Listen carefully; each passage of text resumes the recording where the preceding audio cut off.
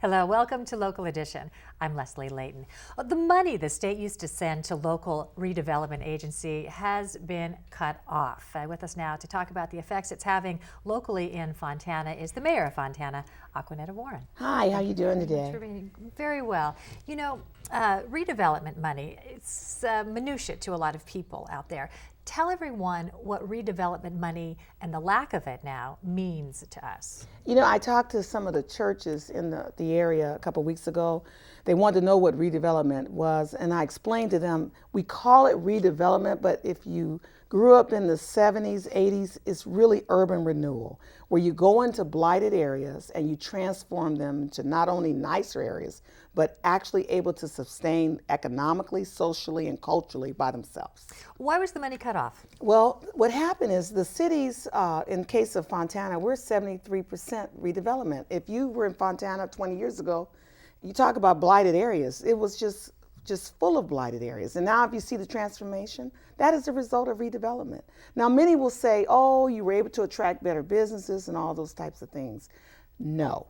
The way we were able to attract those businesses is develop infrastructure for those businesses to want to come. You know, I constantly talk about job production. Cities and counties don't necessarily make jobs, but they create an environment that brings jobs. How much money have you lost, and how has it affected the projects that you had on the schedule?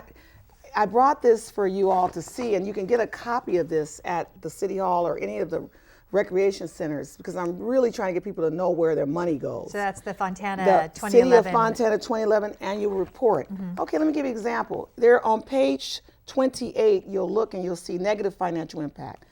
In 2010, we had to give the state $32 million. In 2011, we had to give them $7 million. In 2012, $16.25 million. Those are tax increments that come from property taxes in those redevelopment areas.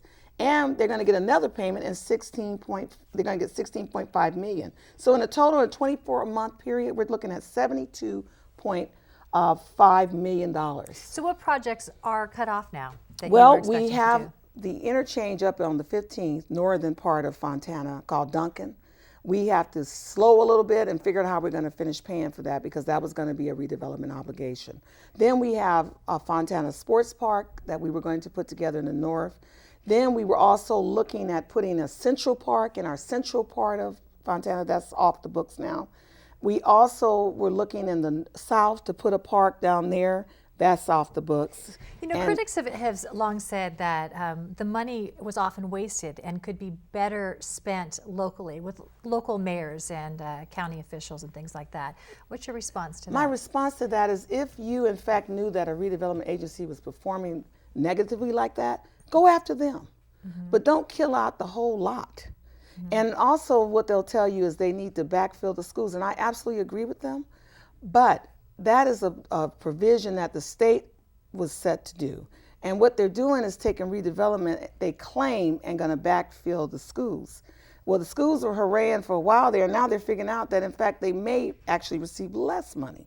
But the bigger effect here is the jobs loss. We have approximately estimated that we could have made maybe in the next 5 years 6,600 jobs. Those are gone.